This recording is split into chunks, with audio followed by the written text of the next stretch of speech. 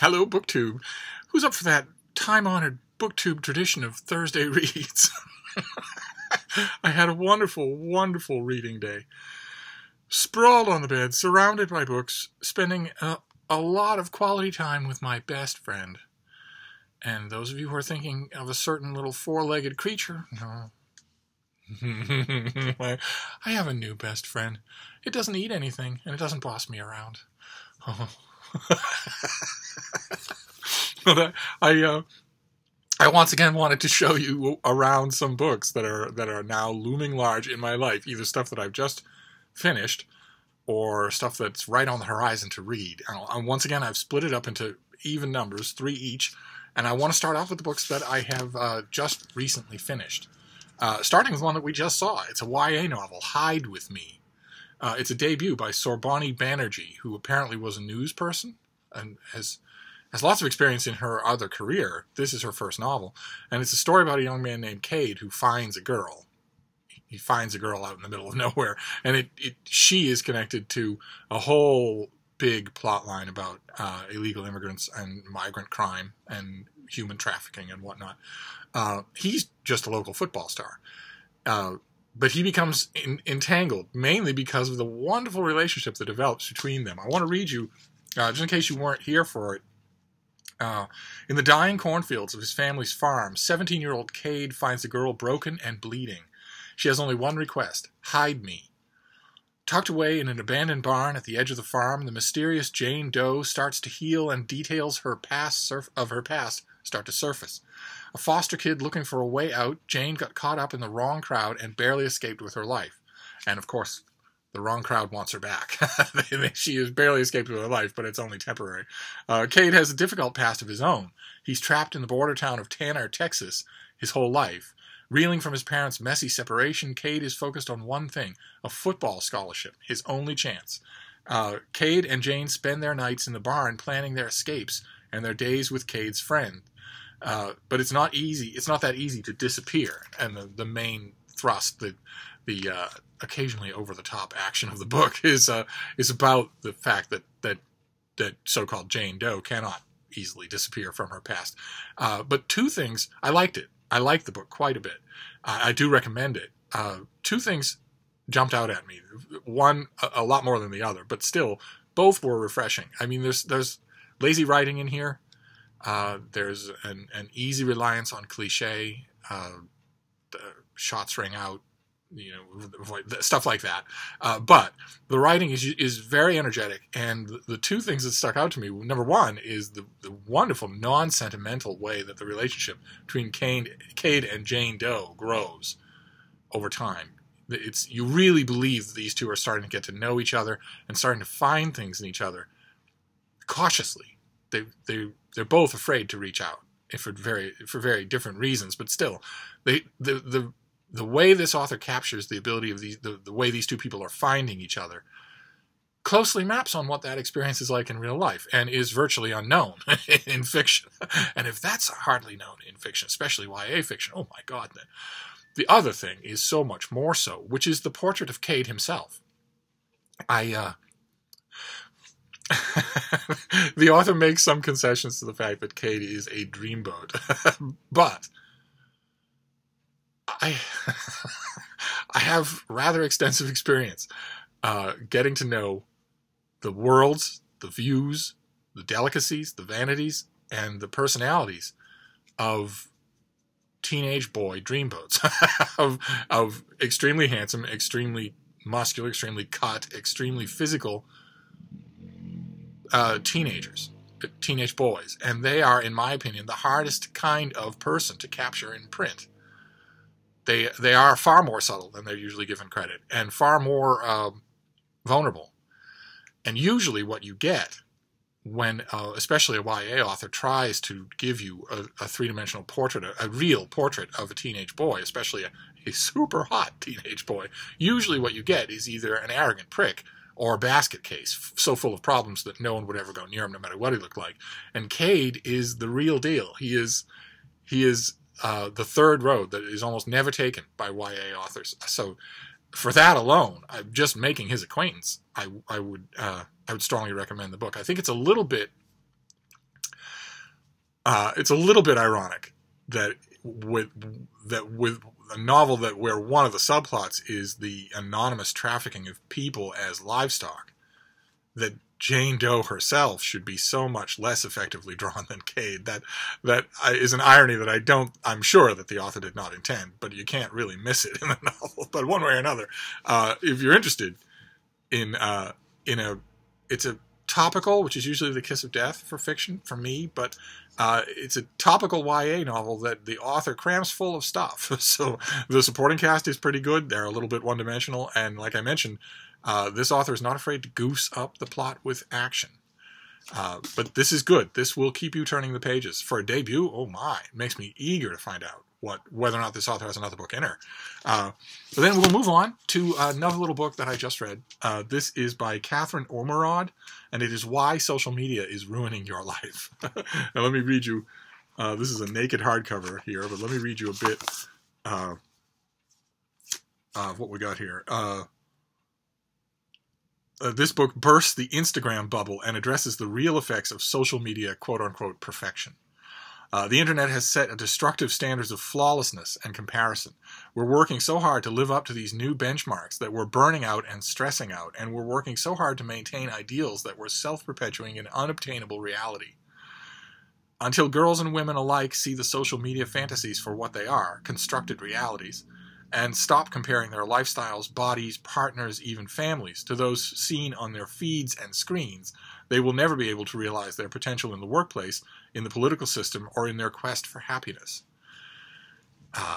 And that description, this is a very thoughtful book. It's also very grippingly written. It's a tiny little thing, take you an hour to read, but you will keep reading, definitely. And it's, of course, a subject that touches us all. If everyone is connected to social media, whether they like to admit it or not. But that description, of course, was not written by the author, but nevertheless, it accurately mirrors a thread that runs throughout this book, and that will drive you nuts, which is, let me go over that again, only now with a gloss. Until girls and women alike see the social media fantasies for what they are and stop comparing their lifestyles, bodies, partners, even families to those seen on their feeds and screens, they will never be able to realize their full potential. And to which those examples of those girls are all throughout this book, and my one and only response was, those particular girls and their boy counterparts are so stupid that I don't want them realizing their full potential and contributing to society. I would much rather that they stay away from society completely.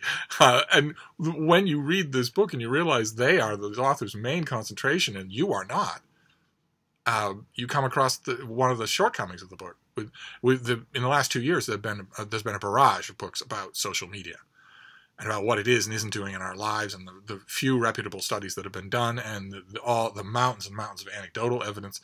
And I think what most of us probably want is a book that is A, not only bigger, but B, about us, instead of about what I have to assume is a small subset of drooling idiots who actually do feel bad comparing their lives to what is obviously photo shoots on Instagram and Twitter.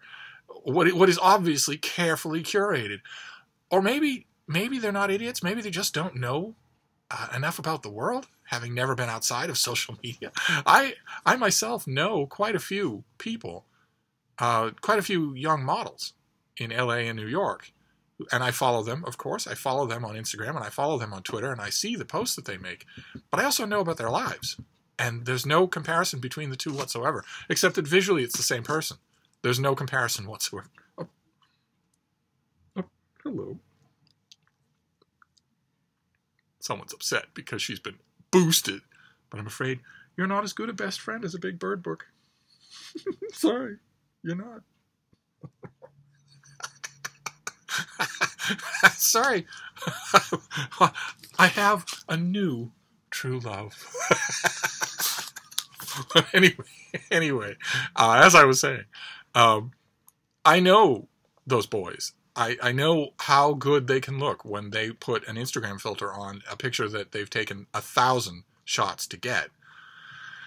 And I know, you're taking a car sponsorship and you're going to spend all of Saturday and Sunday saying, "Hey dude, how goes it?" in your best tight clothing while modeling cars at a strip mall. But on the Friday afternoon before that, and on the evenings, you can take pictures from your comped hotel balcony, and it looks like you're living the jet set life. When your thousands of subscribers watching that picture and maybe envying it a little wouldn't dream of taking that in exchange for how you spend your Saturday and Sunday. And you don't put that in there. Oh, how many on Instagram alone? How many quote-unquote fitness models do I follow, and most of whom I've met or know, whose Instagram feed is entirely a lie? We're talking about 3-pack-a-day tobacco addicts, people who joke in their Instagram stories about how they don't do cardio, and they really need to get to that, as if it was a choice when they're not able to do cardio. That's why they don't do it, because they've got first-stage emphysema, and probably a good third of them are blackout alcoholics in their 20s. In other words, their personal life is as much of a wreck as yours or mine. And it disturbs me when I read books like this to think there might be lots of people out there on social media who don't know that, or who have such low self-esteem that they aren't happy with their own lives. But anyway, one way or another, when a book comes along like this, talking about, with a title like this, talking about how social media will ruin your life, and then concentrates exclusively on the boobies who let it ruin their life, then once again, I think that books like this really ought to be titled, Why Social Media Used Incorrectly is Ruining Your Life. Same thing with Jaron Lanier's great new book, 10 Reasons for Deleting Your Social Media Account Right Now. That came out earlier this year. It was another skinny little thing by an architect of social media. And it, too, should have been titled 10 Reasons for Deleting Your Social Media Accounts Right Now, provided you're using them wrong. Adding even a tiny bit of perspective and self-control to social media eliminates almost all of the bad stuff and leaves you with the good stuff. And look at how much good stuff there is. Instantaneous communication with anybody. Funny videos and clips and stories, even grim stuff, but grim stuff reported from all over. If you're not enforcing a bubble of your own, if you subscribe to everything and just exercise a little self-control over how it affects you, then it's a richness beyond compare to anything that human society has ever produced. Humans have never had an invention like the internet. And social media is, in some ways, I think, the weaponization of the internet. It is an amazing thing. You just, like all amazing things, you have to use it right. You have to have a little bit of self-control.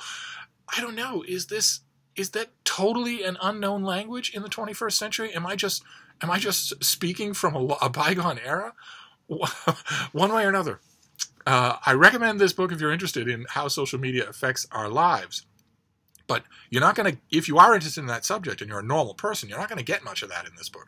Instead, you're going to get a lot about how social media is affecting the lives of morons, which is, I admit, gruesomely interesting in its own right. So, anyway.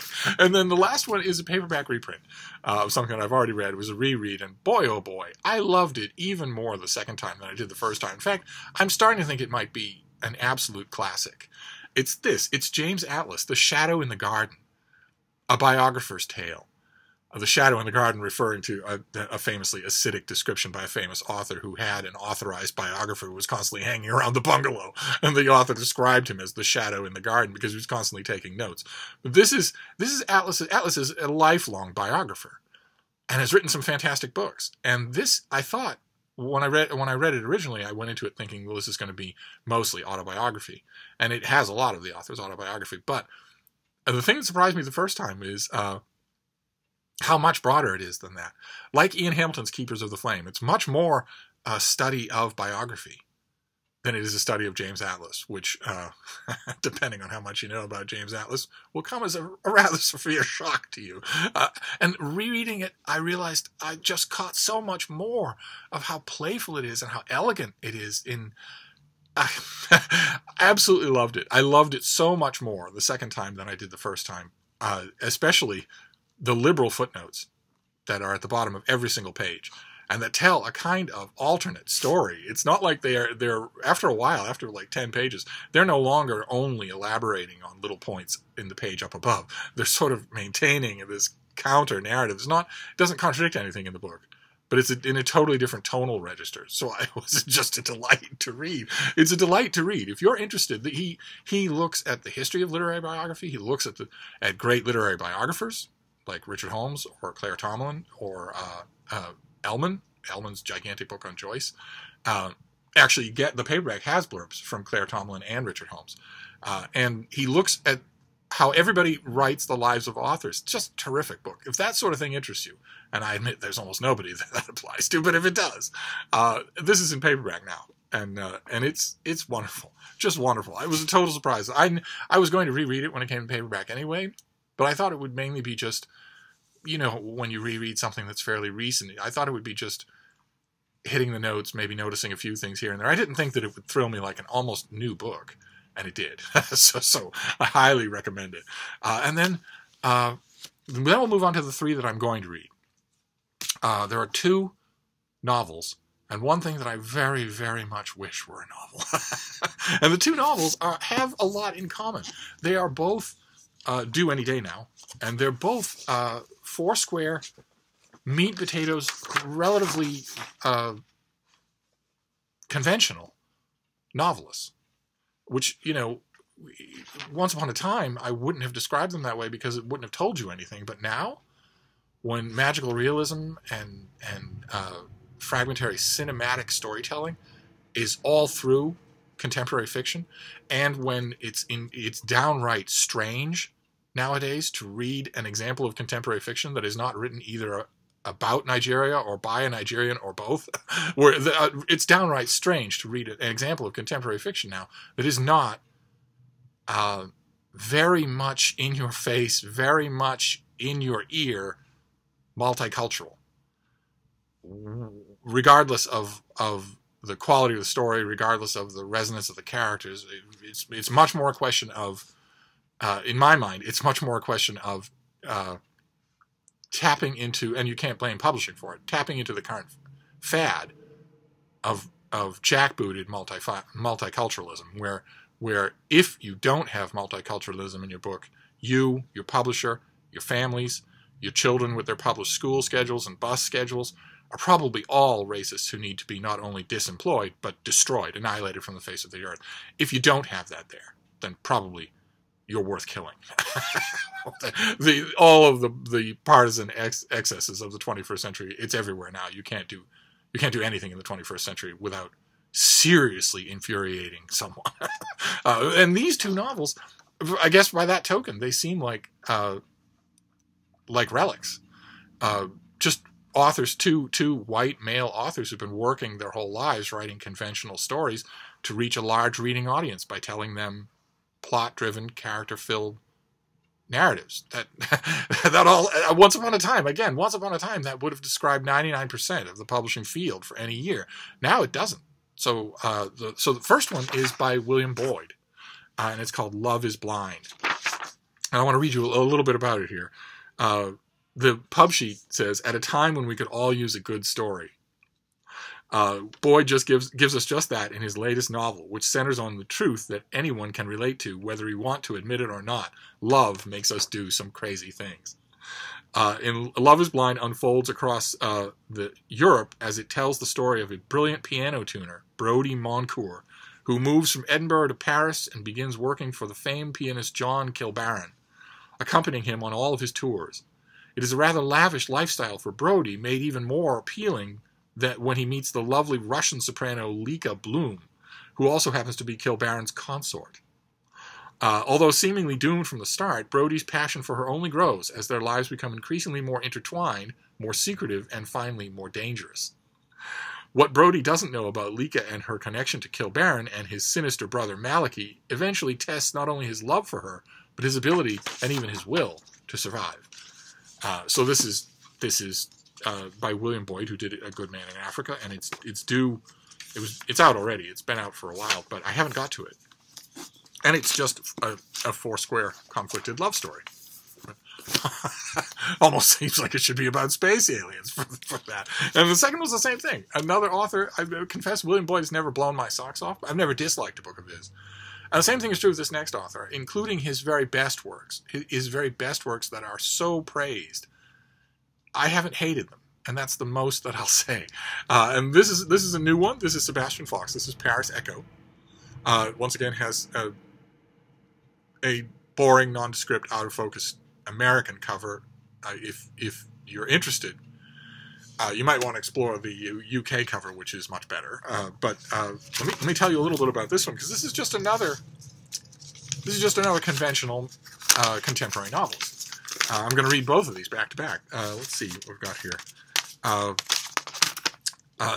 I started on this one. I read, I think, the first 20, 25 pages, something like that. I really liked what I read. So this may end up being my favorite Sebastian Faulks.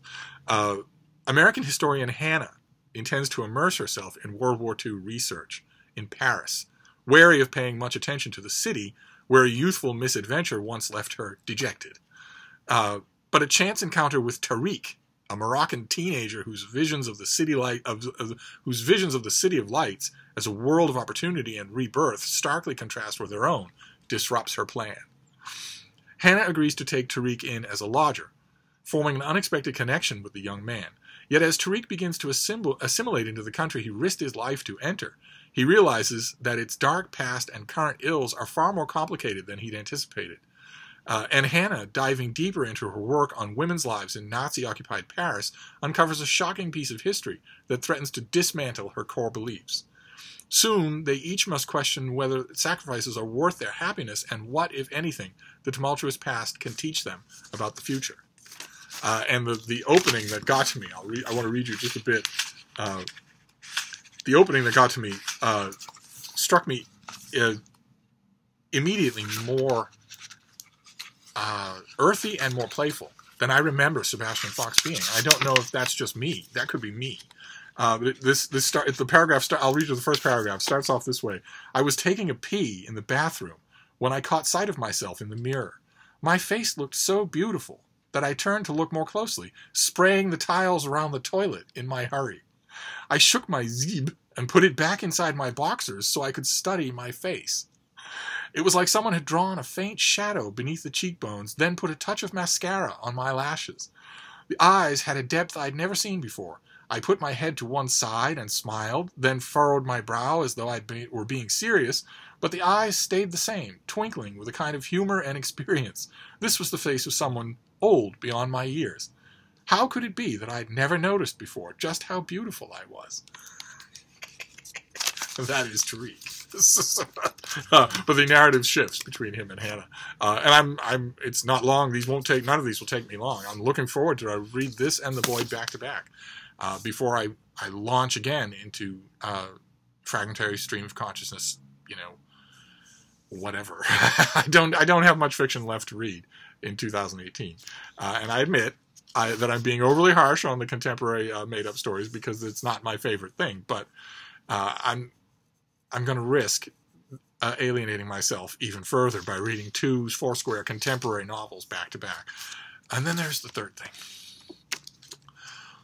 The third thing, which from its title right away seems like just the biggest piece of dragons in the sky, elves in the woods fantasy that you could possibly read. And yet it's not epic fantasy. It's not science fiction. It's not dystopian yet. It's apparently real. It boggles my mind. It's by Anthony Scaramucci. And it's Trump, the blue-collar president. Anthony Scaramucci was, for a very brief time, 11 days, he was the White House communications director, until he said something over open comms in public communication that was so incredibly scabrous. The type of thing that would be said, in 30 years ago on the dirt playgrounds of Red Hook, but that for a White House official to say it about anyone. Of course, he was immediately shown the door, but we didn't know back then, that would be just the norm. That it would be just all the stories that would come out of this administration would be of grown adults and otherwise normal professionals acting exactly that way, saying the unsayable, doing the undoable, brawling in the office outside the Oval Office. One way or another.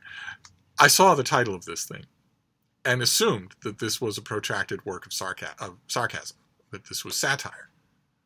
because Donald Trump hates blue-collar people. He is not a blue-collar president.